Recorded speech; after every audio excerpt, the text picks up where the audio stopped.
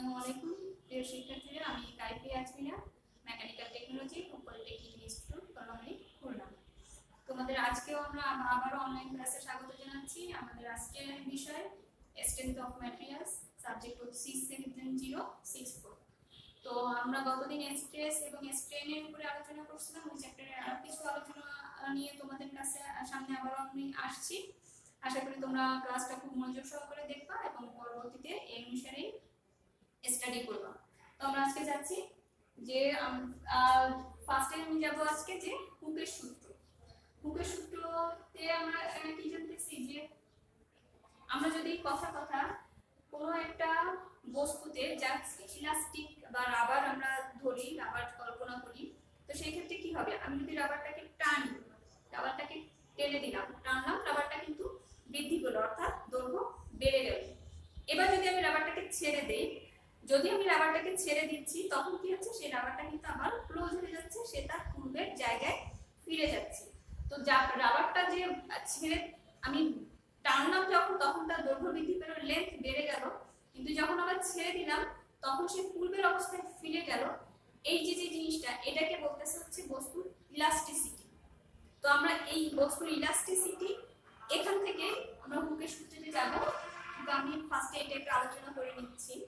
কিন্তু একইভাবে যদি আমি ওই রাবারটাকে টানতেছি, সে দৈর্ঘ্য বৃদ্ধি পাচ্ছে, কিন্তু যখন ছেড়ে দেওয়া হচ্ছে সে আর তার পূর্বের অবস্থায় ফেরত যেতে পারতেছে না, অর্থাৎ তাকে যতটুকু বাড়ানো হচ্ছে সেই ততটুকু বাড়তি অবস্থায় থাকতেছে। এটাকে কি বলতেছে?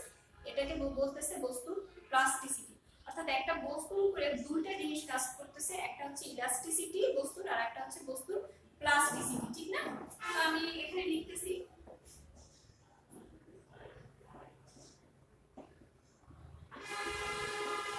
ইলাস্টিসিটি আর হচ্ছে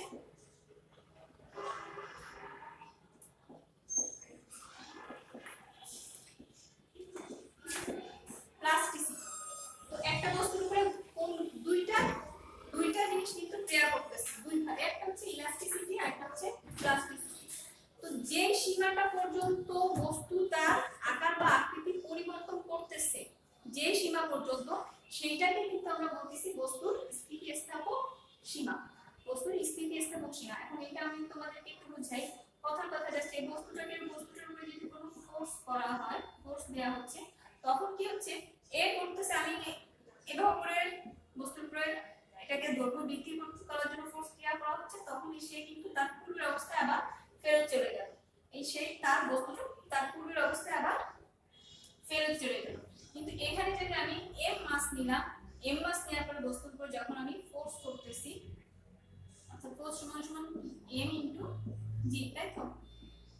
বস্তুর উপর ফোর্স করতেছি, এম মাস নিলাম, বস্তুকে ফোর্স করলাম, এবার কি হলো, বস্তুটা কিন্তু বৃদ্ধি পেয়ে গেল।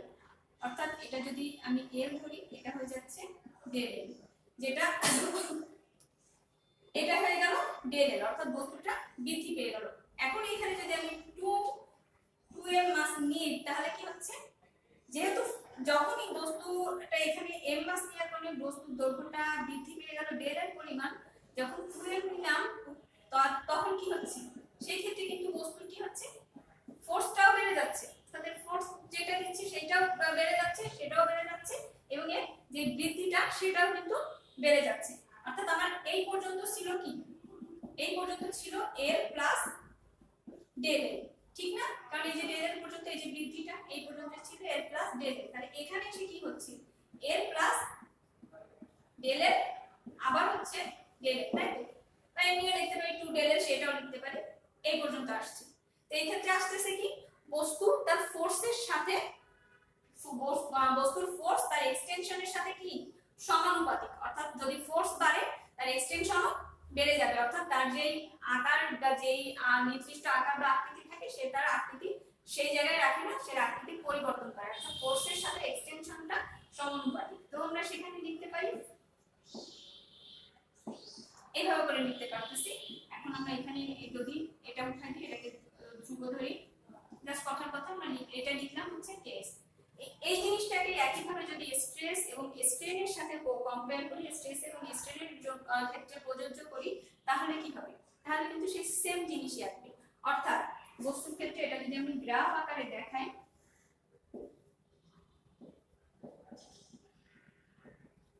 এটা যদি আমি গ্রাফ আকারে দেখাই তাহলে কি হবে, এর স্ট্রেস যতটুকু আসছে স্ট্রেনও কিন্তু সেই সমান হারে যাচ্ছে, স্ট্রেস যেভাবে করে যাচ্ছে স্ট্রেনও সমান হারে যাচ্ছে, তাই তো? স্ট্রেস যে হারে যাচ্ছে স্ট্রেনও সমান হারে যাচ্ছে।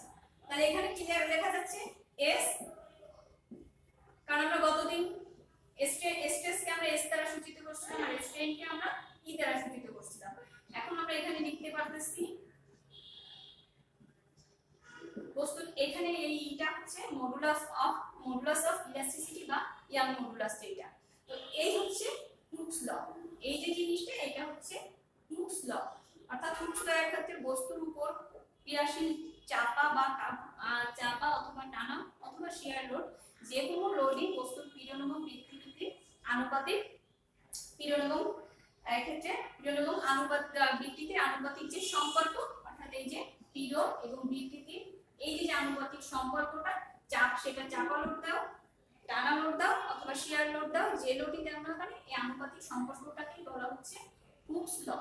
এটাই ছিল হুকস ল এর মূল বিষয়। তো আমরা নেক্সট চলে যাচ্ছি যে modulus of elasticity. Modulus of ইলাস্টিসিটিটা দেখি, এই যে জিনিসটা আমরা বের করছি, এই যে জিনিসটা বের করছি এখান থেকে আমরা মডুলাস অফ ইলাস্টিসিটিতে চলে যাই।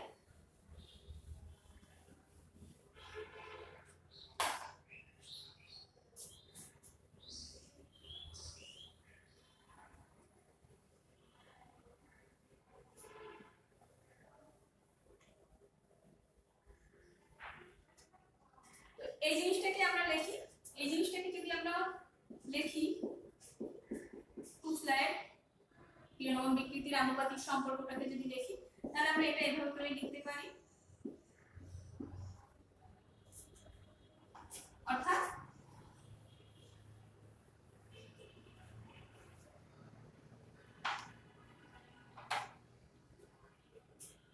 অর্থাৎ মডুলাস অফ ইলাস্টিসিটির ক্ষেত্রে পীড়ন এবং বিকৃতি সমানুপাতিক, যেটা সে সমানুপাতিক। তো এখান থেকে যদি আমরা এস পীড়নের যে পীড়নের মান আমরা পীড়ন সমান সমান এস সমান সমান কি জানতাম পি বাই এ, সেটা যদি মানটা বসাই দিই পি বাই এ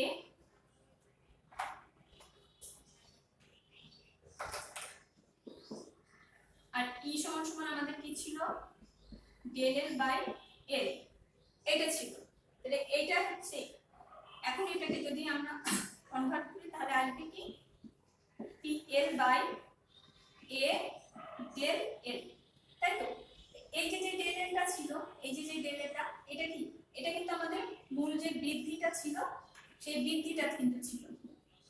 গত ক্লাসে আমি দেখাইছি যে এই যে মূল যে বৃদ্ধিটা, এই বৃদ্ধিটাই কিন্তু ছিল হচ্ছে ডেল এল। এখন এই ডেল এলটাকে যদি আমি x দ্বারা সূচিত করি, অর্থাৎ এটা যখন বৃদ্ধি হচ্ছে তখন কিন্তু এটা কি হচ্ছে দৈর্ঘ্যটা বেড়ে যাচ্ছে, অর্থাৎ চেঞ্জিং যে লেন্থটা এটাই কিন্তু সেই ডেল এল। এই ডেল এলটাকে আমি যদি x দ্বারা সূচিত করি তাহলে আমি কি লিখতে পারি দৈর্ঘ্য বৃদ্ধির ক্ষেত্রে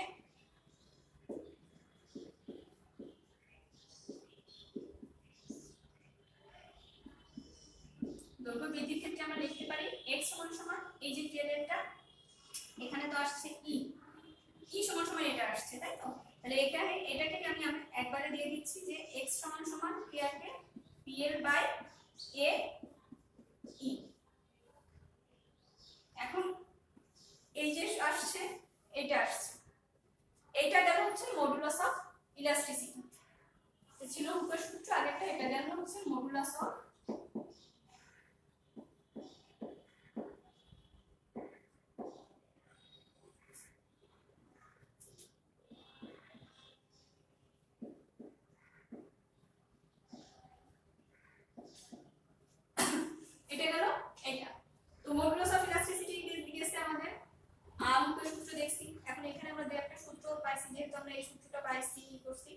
পেয়ে গেছি। তখন এই ক্ষেত্রে আমরা একটা মেথড চলে যাই, অনেক বেশি না জটিল ম্যাথ না, আমরা একটা মেথড যাই।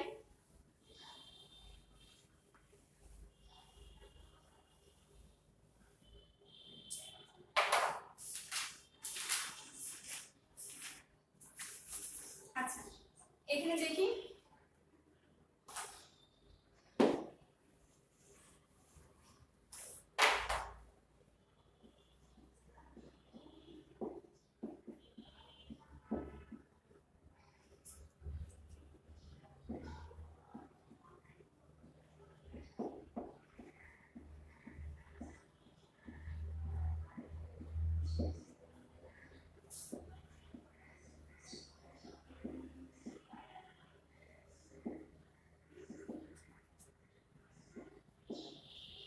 কলমের অক্ষ বরাবর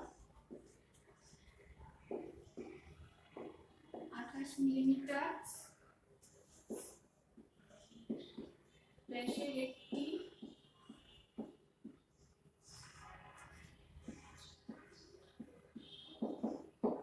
ফাঁকা অংশ আছে।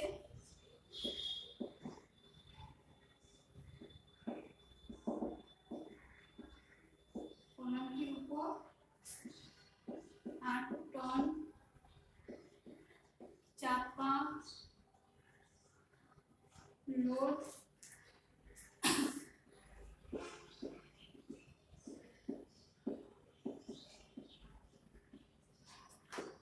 প্রয়োগ করলে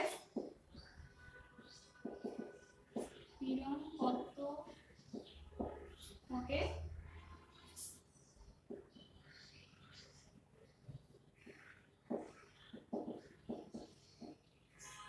কলমটির দৈর্ঘ্য 5 মিটার হলে এর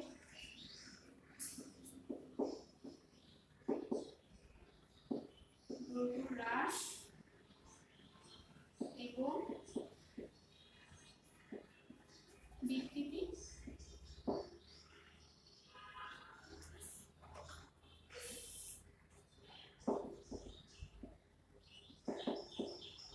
নির্ণয় করো। এখানে সমান সমান 2 into 10 to the power 6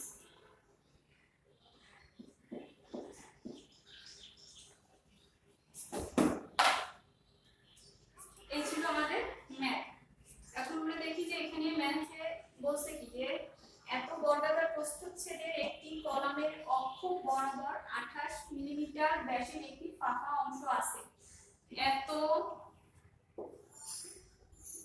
বরাবর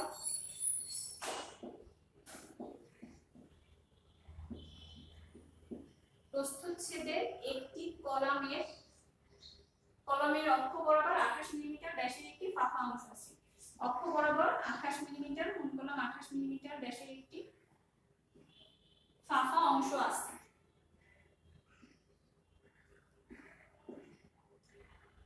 কলামটির উপর 8 টন চাপা লোড প্রয়োগ করলে পীড়ন কত হবে? অর্থাৎ এই কলামটির উপর 8 টন চাপা লোড যেটা এদিক থেকে নিচের দিকে যাবে সেটা চাপা লোড প্রয়োগ করলে কি হবে? পীড়ন কত হবে? পীড়ন কত হবে বলতে এখানে S সমান সমান পর কলামটির দৈর্ঘ্য 5 মিটার হলে, কলামটির দৈর্ঘ্য 5 মিটার, তাহলে কলামটির দৈর্ঘ্য কত? 5 মিটার হলে এখানে আমরা দৈর্ঘ্য কি আসতেছে? দৈর্ঘ্য যদি ধরি দৈর্ঘ্য L সমান সমান 5, তাই না? 5 মিটার হলে এর দৈর্ঘ্য হ্রাস এবং বিকৃতি কত? দৈর্ঘ্য হ্রাস আমরা কি দিয়ে সূচিত করছি? আমরা কিন্তু দৈর্ঘ্য বৃদ্ধি x দিয়ে সূচিত করছি একটু আগে ইয়ার মডুলাস অফ ইলাস্টিসিটির ক্ষেত্রে দেখছো। এখন এটা দৈর্ঘ্য হ্রাস বৃদ্ধি দুইটার ক্ষেত্রে x দিয়ে সূচিত করা হবে।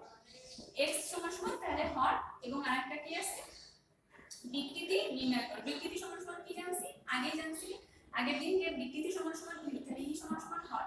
আমাদের চাইছে কি তিনটা জিনিস হচ্ছে, আর চাইছে এই তিনটা জিনিসের উপর কাজ করতে হবে আমাদের, যে s পীড়ন, দৈর্ঘ্য বৃদ্ধি এবং বিকৃতি, এই তিনটা জিনিস। এখন ফার্স্টে যাই আমরা হচ্ছে পীড়নের ক্ষেত্রে। পীড়নের ক্ষেত্রে কি s সমান সমান আমরা কি জানি? s সমান সমান কি p/a, তাই তো? যদি s সমান সমান p/a থাকে তাহলে এখানে কি আমাদের p আছে? p আছে কিনা সেটা আমরা একটু দেখি যে p যে লোডটা সেই লোডটা আমাদের আছে কিনা। হ্যাঁ, এই যে p আছে। কলামটির উপর 8 টন চাপা লোড দেওয়া হয়। পি কলামটির উপর আটটা চাপা লোড দিচ্ছি। তাহলে এখানে আমরা একটু লিখি যে পি সমান সমান কি, তাহলে পি সমান সমান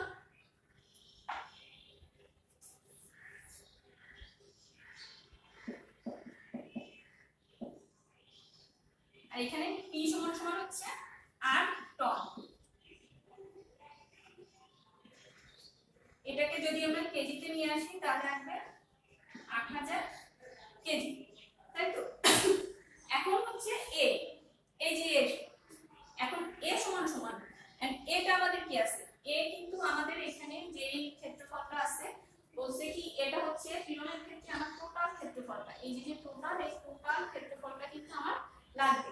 এখন এই টোটাল ক্ষেত্রফলটা যদি আমি বের করতে চাই বা টোটাল ক্ষেত্রফলটা যদি পেতে চাই তাহলে আমাকে এই ক্ষেত্রফলটা থেকে এই যে টোটাল ক্ষেত্রফলটা আছে এই টোটাল ক্ষেত্রফলটা থেকে এই ক্ষেত্রফলটা বাদ দিতে হবে, তাহলে আমার যে ক্ষেত্রফলটা আমি সেই ক্ষেত্রফলটা পাবো। তাহলে আগে আমি এই যে আমার ক্ষেত্রফলটা, এই ক্ষেত্রফলটা আমি বের করে নিই। তাহলে এই ক্ষেত্রফল সমান সমান কি হবে, আমি এই সাইডে যদি লিখি যে a সমান সমান কি আসছে, তাহলে 40 * 40 সমান সমান 1600 সেন্টিমিটার স্কয়ার। যেহেতু ক্ষেত্রফল জন্য সেন্টিমিটার স্কয়ার। তো আমরা এই একটা ক্ষেত্রফল পেয়ে গেলাম, এই ক্ষেত্রফলটা আমরা পেয়ে গেলাম। এখন আমাদের এই যে ক্ষেত্রফলটা, এই ক্ষেত্রফলটা লাগবে। তাহলে এই ক্ষেত্রফলের ক্ষেত্রে আমাদের কি আছে, আমাদের এখানে কিন্তু এই যে 28 মিলিমিটার, এই যে 28 মিলিমিটার এটা কি দেয়া আছে, 28 মিলিমিটার ব্যাস দেয়া আছে, তাই না? তার মানে কি ডি সমান সমান 28 মিলিমিটার। যেহেতু এটা আমরা সেন্টিমিটারে আছে তার মানে আমরা সেন্টিমিটারে নিয়ে নিই, তাহলে আসবে 2.8 সেন্টিমিটার, তাই না? তাহলে আমরা দুইটা জিনিসেরই এই যে দুইটা, এখান থেকে আমরা এই ক্ষেত্রফলটা পাইছি। এবার এখান থেকে যদি আমি এই ক্ষেত্রফলটা করতে চাই তাহলে এখানে আমি যদি এটার ক্ষেত্রফল বের করি তাহলে আমার কি করতে হবে, যে এই ক্ষেত্রফলটা থেকে এখানে যে ব্যাস আছে এই ব্যাস থেকে আমি এই ক্ষেত্রফলটা আমাকে মাইনাস করতে হবে। এখন এখান থেকে আমি যদি এইখানে আমি আরেকটা ক্ষেত্রফল বের করে নেই তাহলে আমি এখান থেকে বের করতে পারবো পাই ডি স্কয়ার বাই 4, যেটা আমার এই ক্ষেত্রফলটা, আমি এইটার ক্ষেত্রফলটা বের করতেছি। পাই ডি স্কয়ার বাই 4 টা কি আসবে, পাই ডি এর মান কত দেয়া ইনটু 2.8 স্কয়ার বাই 4 সমান সমান কত আসতেছে,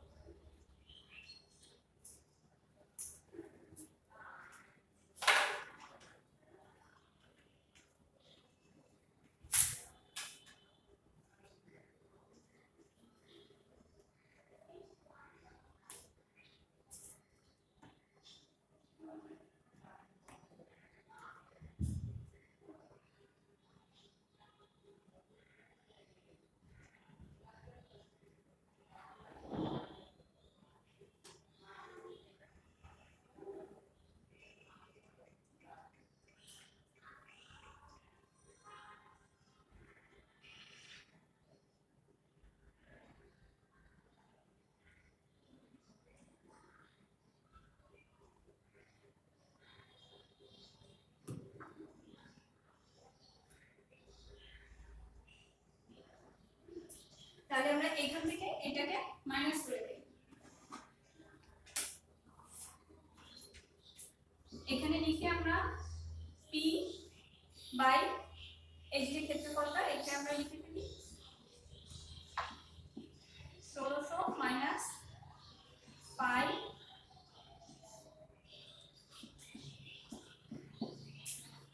বাই 4।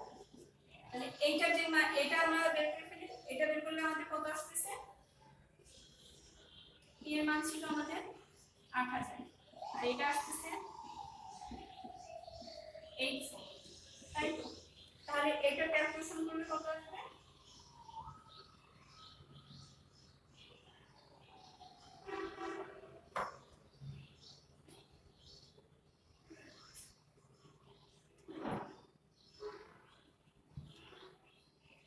5.019, এখানে লিখতে পারি 5.02।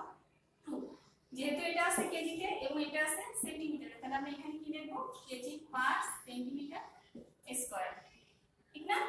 তো এখানে একটা মান বের হয়ে গেল, আমরা একটা মান পেয়ে গেলাম, কোনটা পেলাম, আমরা কিন্তু এটা পেয়ে গেছি। অর্থাৎ পীড়ন কি চাই, পীড়ন এটা আমরা এই যে পীড়ন আমরা কিন্তু পীড়নটা পেয়ে গেলাম। এরপরে যাব আমরা হচ্ছে এরপরে যাচ্ছি দৈর্ঘ্য বৃদ্ধি, দৈর্ঘ্য হ্রাস কত হবে, দৈর্ঘ্য হ্রাসে যাচ্ছে। তাহলে আমরা এটা মুছে ফেললাম।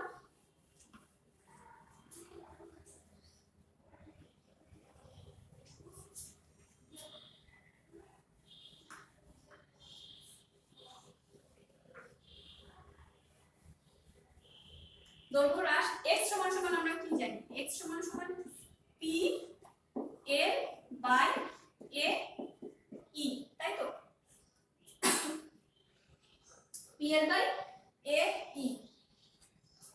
আমি এখানে এর মানটা একটু দেখি যে এর মানটা আমাদের কত ছিল, 1593.84। আচ্ছা, এবার p এর মান বসাই। p এর মান কত আমাদের কাছে, p এর মান আছে 8000, 8000 বসালাম। 8000 ইনটু l এর মান, l মান কত মিটার, মিটারটা সেন্টিমিটারে নিয়ে নি, সেন্টিমিটারে মিটার আসবে কত ইনটু 500। এর মান কত, এর মান ছিল এটা। এর মান কত, এর মান অলরেডি আমাদের দেয়াই আছে এখানটায় 2.2 ইনটু 10 টু দি পাওয়ার 6। এবার যদি এটাকে ক্যালকুলেশন করা হয় তাহলে এটাকে ক্যালকুলেশন করলে এটার মান আসতেছে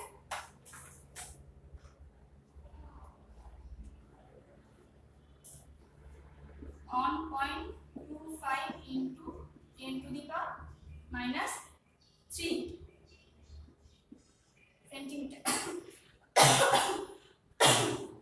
এবার গেল হচ্ছে এটা চলে গেল, দুইটা গেল, এখন বাকি আছে শুধুমাত্র বিকৃতি। তো বিকৃতির ক্ষেত্রে আমরা কি জানি, আচ্ছা তাহলে এটা আমরা মুছে ফেলতেছি।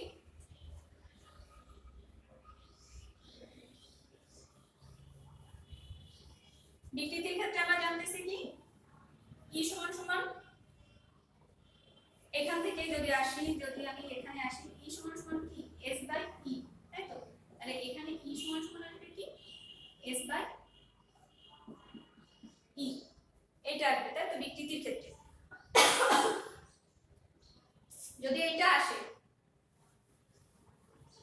আমরা s এর মান পাইছিলাম, s এর মানটা আমাদের ছিল হচ্ছে এটা, আমরা যে s এর মানটা পাইছিলাম পীড়নের মান, যার কারণে এটা লিখে দিছি, এটা ছিল আমাদের পীড়নের মান। s এর মান কত ছিল আমাদের, আর e এর মান তো এখানে দেয়াই আছে 2 ইনটু 10 টু দি পাওয়ার 6। তাহলে ক্যালকুলেশন করলে কত আসবে,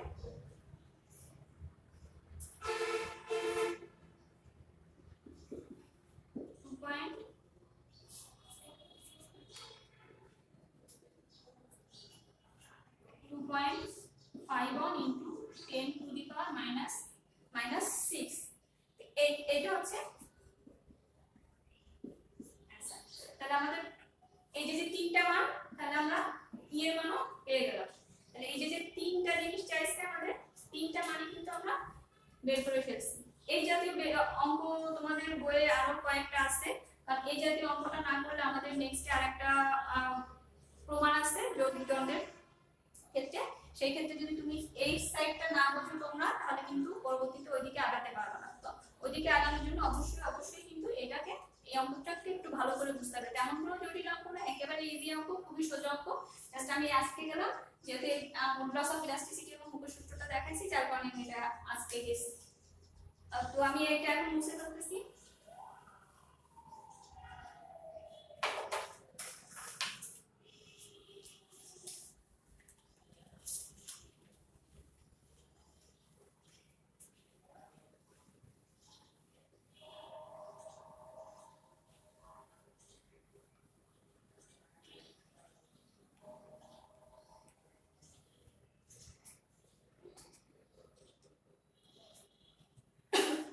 আমি তোমাদেরকে আরেকটা জিনিস জাস্ট একটু দেখাই, সেটা হচ্ছে ফ্যাক্টর অফ সেফটি।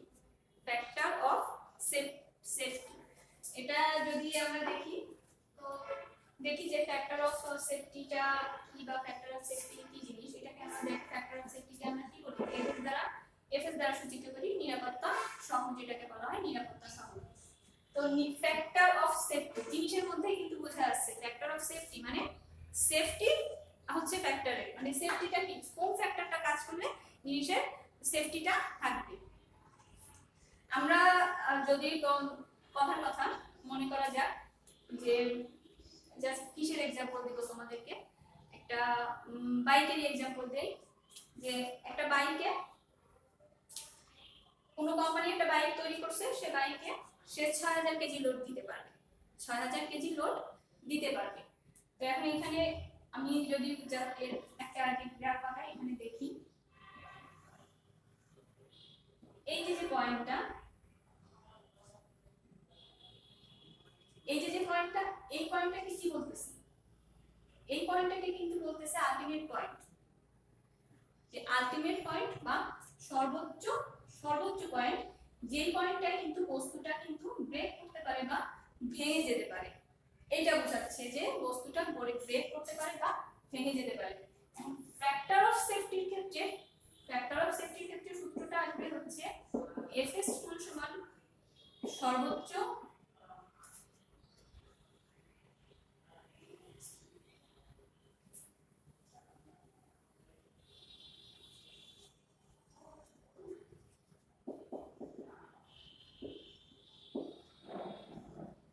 নিরাপত্তা সহ সমান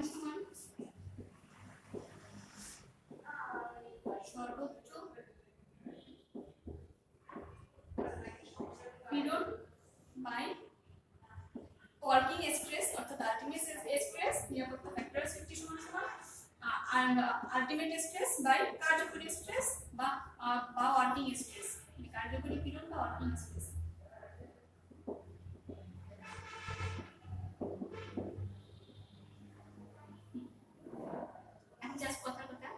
একটা চিন্তা করলাম যে এখানে এটা মনে করলাম এর যে সর্বোচ্চ এটা হবে, যে সর্বোচ্চটা এটা আসতেছে হচ্ছে কত, আমরা কি জানি ফোর্স সমান ইঞ্চি, তাহলে আমরা জানি হচ্ছে এটা যদি আমরা এখানে সর্বোচ্চটা ধরি, আমরা হচ্ছে 600 ধরলাম, তাহলে আমাদের আসতেছে কত 6000।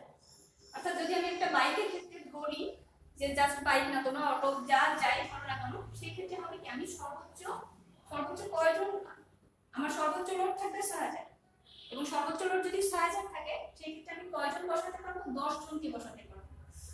সর্বোচ্চ 10 জন বসালে যেইখানটা আমি 10 জন বসাবো ওই পয়েন্টে যে 10 এর উপরে যদি আমি বসাতে যাই, ওই অটোতে বলো বা বাইকে বলো, যেটাই বলো, বাইকে তো বসে না সাধারণত, অটোর কথাই ধরলাম, যদি আমি 10 জন বসাতে চাই আমার অটোটা কি হবে, ভেঙে যাবে।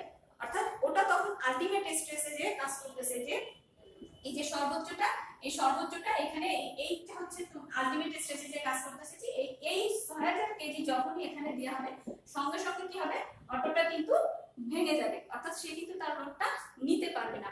এখন একটা কোম্পানি যদি কোনো ক্ষেত্রে এটা করে, তাহলে সে কি করতেছে, 10 জন সে বসাতে পারতেছে, কিন্তু কার্যকরী পীড়নের ক্ষেত্রে, অর্থাৎ কোম্পানি যখন বসায় তখন কার্যকরী পীড়নের ক্ষেত্রে কোম্পানি বলতেছে কি না, এখানে 10 জন সর্বোচ্চ বসাবে, কিন্তু সে দিচ্ছে কত হচ্ছে 2 জন, যে সর্বোচ্চ 2 জন বসাতে পারবে, অর্থাৎ সর্বোচ্চ 2 জন সে বসাতে পারবে। কেন?